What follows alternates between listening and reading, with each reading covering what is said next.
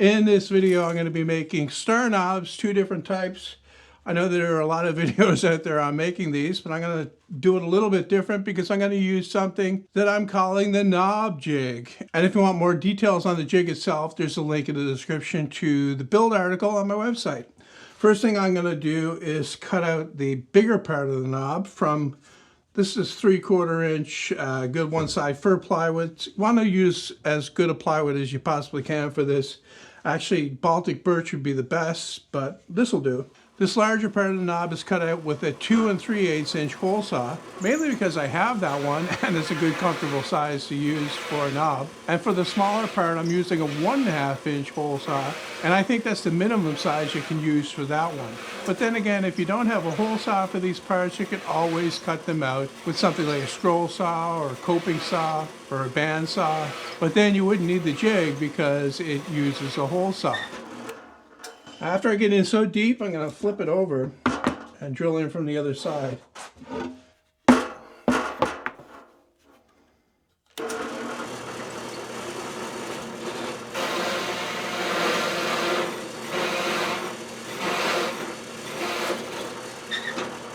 I see with so much of it sticking out, I can just grip it and work it down off the hole saw. Usually comes a bit easier than that.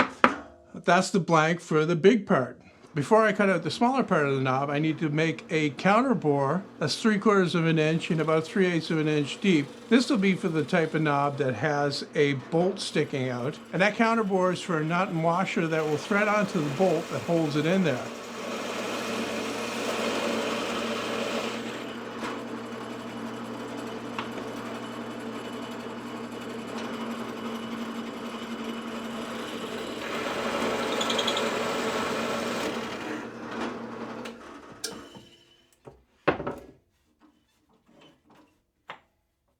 On the other type of knob, the one that doesn't have a stud sticking out, I only need to make the counterbore 1/8 of an inch deep for the T-nut.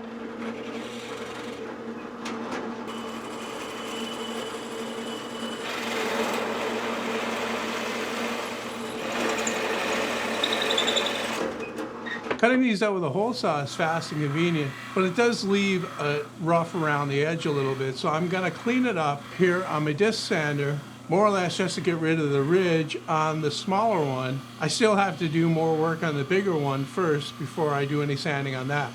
It's time for the star of the show, I guess you could say, the jig. And like I said, there's details on this on the website. It's pretty basic. It's just 2 pieces of plywood with a bolt in the middle there, and I laid out where the other one goes so that it will cut out the handle in a star shape. Now the blank goes in right over that bolt like that. You push it down, and I've got a wing nut over here that I'll thread on like so. And what that'll do is it'll keep it in place and keep it from turning. It's a simple thing. I've got 3 cuts I want to make here, and I've laid out the jig in 3 sections that are 120 degrees apart. Now that I've got the blank in, I'm going to take a pencil and I'm going to make a mark on here that lines up with this first mark here. What I'll do is I'll make a cut at this position, then I'll rotate it, make another cut at the next position, and so on until it's done.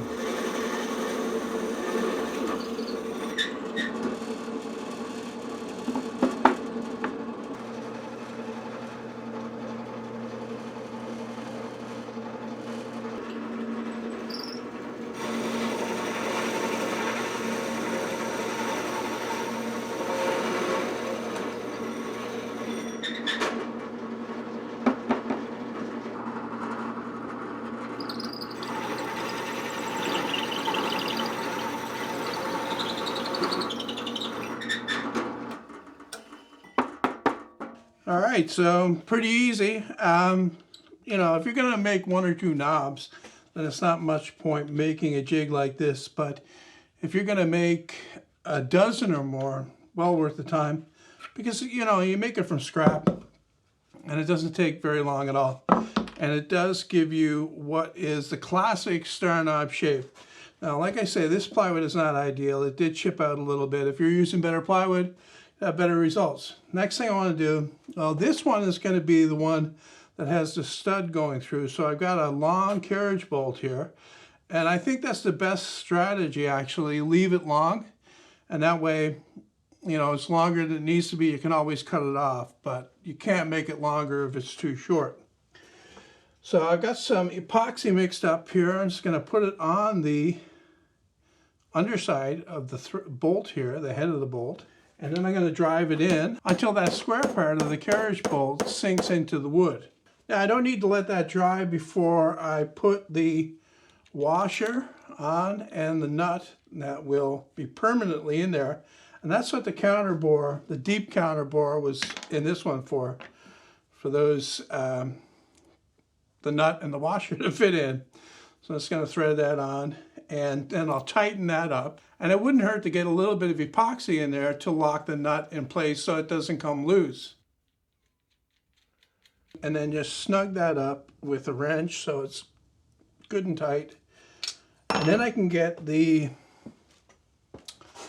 small part on there. I'm just going to slip it on and see how it fits. And as you can see, it completely covers the nut and washer.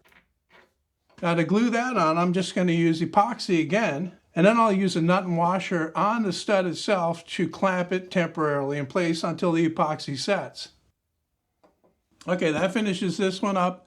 All I need to do is let the epoxy dry, do a little bit of sanding on there, and it'll be good to go. The other one is a little bit easier in that the only thing that I have to put in is this T-nut in the shallow counterbore.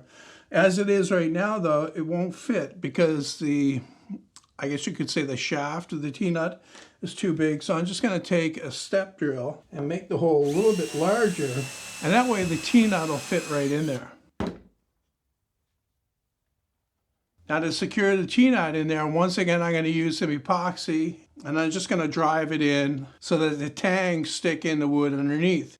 If you're using something like solid wood, it will probably be a better idea to pre-drill the holes for those tangs first before driving it in. Otherwise, it may split the wood. Once again, I'm going to glue this on with epoxy. I've spread it around the rim of the smaller part here liberally. And to line it up exactly with the handle, I'm going to use a bolt, put that through, thread it into the T-nut, and then bring the two tight up together.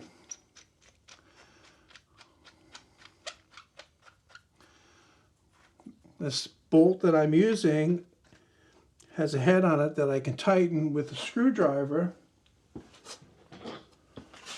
Not the right one, but close enough. I'll tighten that down and pull that up tight, and then just for good measure, I'll put a wing nut on the end here as well and tighten that up. And in about 10 minutes, that'll be ready to sand as well.